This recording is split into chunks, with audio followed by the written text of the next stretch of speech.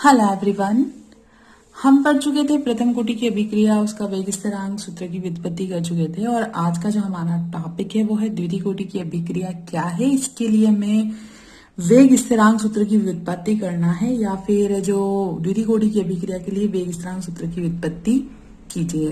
प्रथम कोटि हम पढ़ चुके हैं, अब आज हम पढ़ने वाले हैं द्वितीय कोटि की अभिक्रिया। तो मैं हूं सोनम जैन। चलिए हम हमारा वीडियो स्टार्ट करते हैं। तो सबसे पहले कि द्वितीय कोटि की अभिक्रियाएं होती क्या है। तो वे अभिक्रियाएं जिनमें क्या होगा कि वेग केवल एक अभिकारक की सांद्रता के वर्ग के समानुपाती या दो अभिकारकों की सांद्रता के प्रथम घात के गुणनफल के समानुपाती होता है। तो इस प्रकार की जो अभिक्रियाएं होगी वो द्वितीय कोटि की अभिक्रियाएं कहलाएगी। यानी कहने का मतलब कोई भी अभिक्रिया हो गई, चाहे वो वे अभिक्रियाएं होंगी जिनके अंदर क्या होगा, या तो वो एक अभिकारक, कोई भी दो अभिकारक है, मान लो मेरे पास ये दो अभिकारक 2a मतलब 2a है, तो या तो उसमें से क्या करेगा कि भैया किसी भी एक अभिकारक की सांद्रता के वर्ग के समानुपाती हो, उसका हम स्क्वायर कर दें, या फिर दो अभिकारकों की सांद्रता के प्रथम घात के गुणनफल के समानुपाती होती है।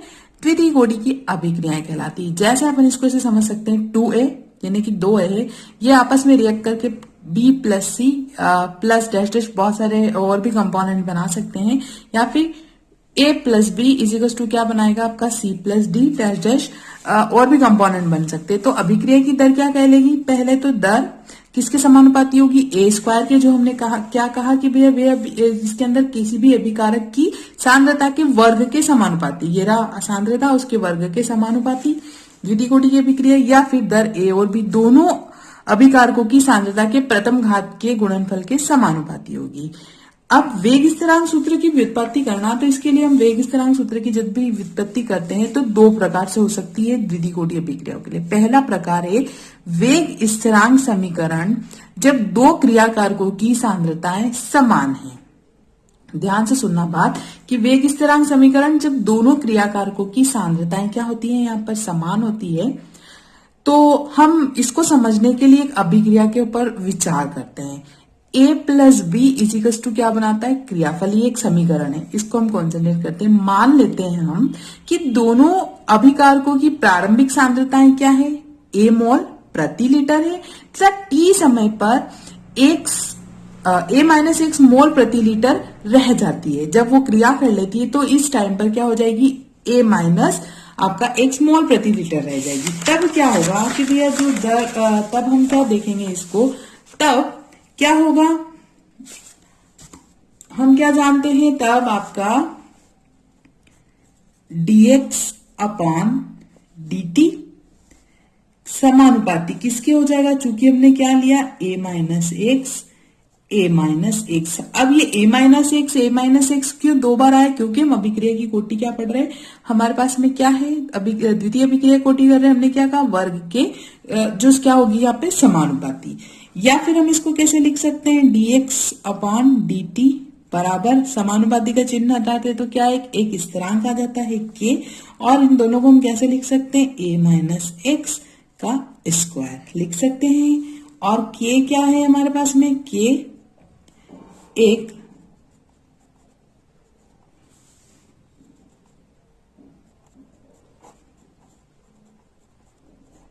स्थिरांक है, एक समानुपाती स्थिरांक है।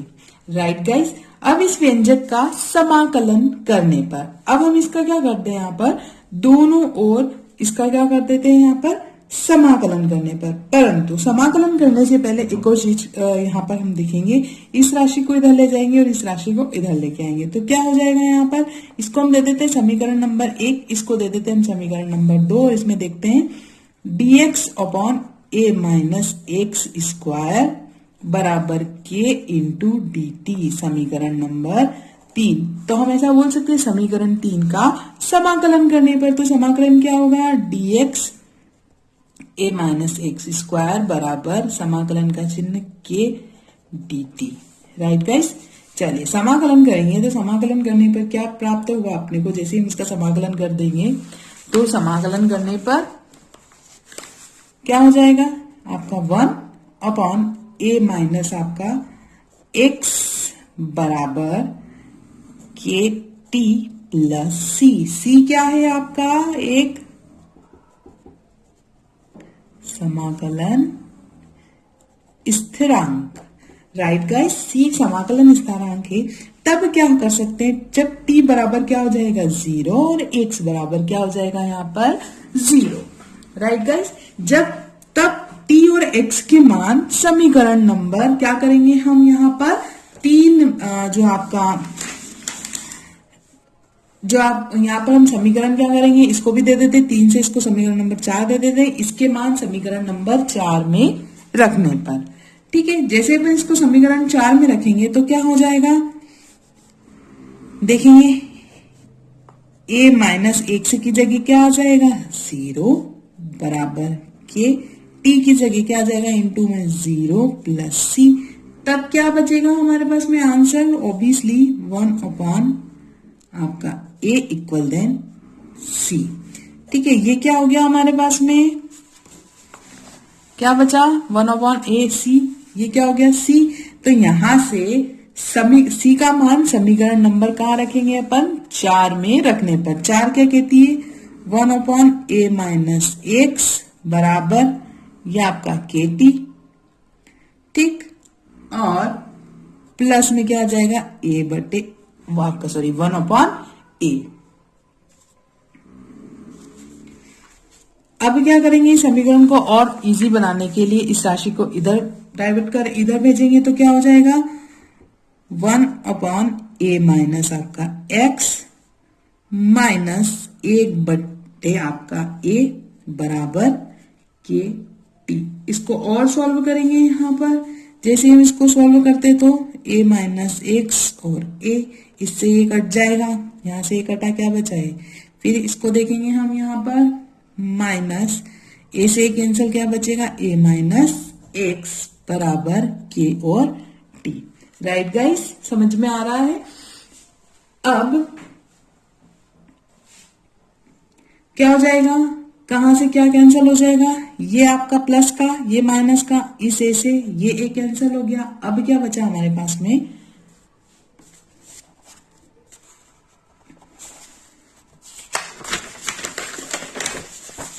अब बचेगा यहां पर ये आपका x कोष्टक में आप ये a माइनस एक्स बराबर के और t, या फिर हम इसको ऐसे भी लिख सकते हैं, या हम इसको कैसे लिख सकते हैं 1 बटे T into x a minus x बराबर के।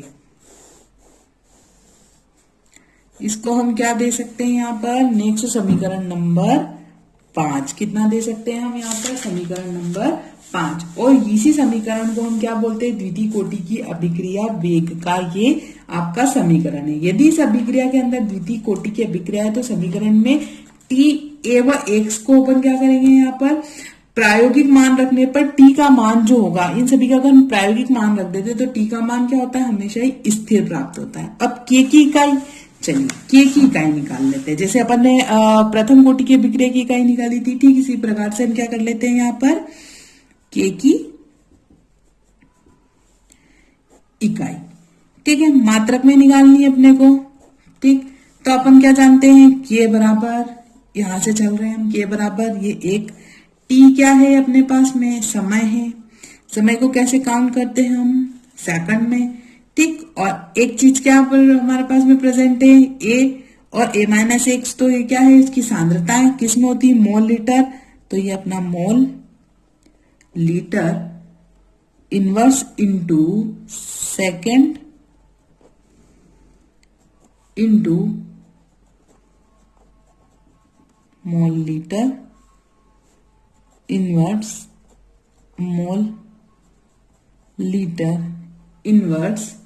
तो इसको हम जैसे ही सॉल्व करेंगे तो हमारे पास में क्या आ जाएगा, मोल लीटर सेकंड इनवर्स। कैसे, यहां से ये कैंसिल, यहां से ये कैंसिल, तो क्या आ जाएगा अपने पास में के बराबर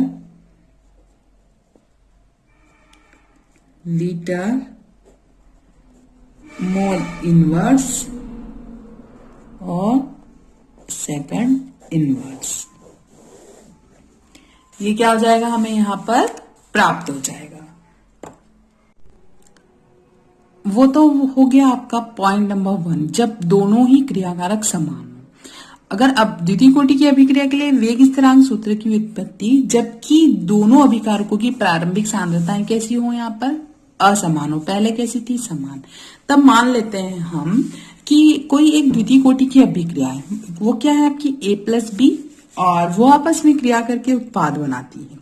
यदि अभिक्रिया अभिकारकों को दो विभिन्न मात्रों जैसे कि A व B से अगर हम प्रारंभ करते हैं और T समय पर दोनों के 1 से 1 मोल, कौन से मोल आपके, ये 1 से 1 मोल अभिक्रिया में भाग लेकर क्या बना लेते हैं, उत्पाद बना लेते हैं, तो T समय पर A और B, है ना, ध्यान से सुनना कि भाई T समय पर जो A और B है, ये वाला जो आपका A और ये B है, दोनों प्रत्येक के क्रमशः, अगर हम बात करें क्रमशः A-1 तथा B-1 मोल शेष रह जाएंगे। तब द्रव अनुपाती क्रिया के नियम से हम क्या लिखेंगे भाई, dx/dt। तो क्या बनेगा हमारा, हम इसको समझ लेते हैं यहाँ पर, dx/dt बराबर क्या आ जाएगा, k A-x, और क्या हो जाएगा आपका B-x। Right guys. अब प्रारंभ में क्या करेंगे हम, ठीक है, प्रारंभ में क्या करेंगे, जब t बराबर 0 हो जाता है तो x बराबर भी क्या होता है यहाँ पर 0, राइट। एवं हम क्या करते हैं, t बराबर भी t होगा, पर x बराबर हम क्या मान लेंगे, जो x है उसके बराबर हम मान लेते हैं यहाँ पर x, ठीक। x बराबर x मानकर समाकलन करने पर,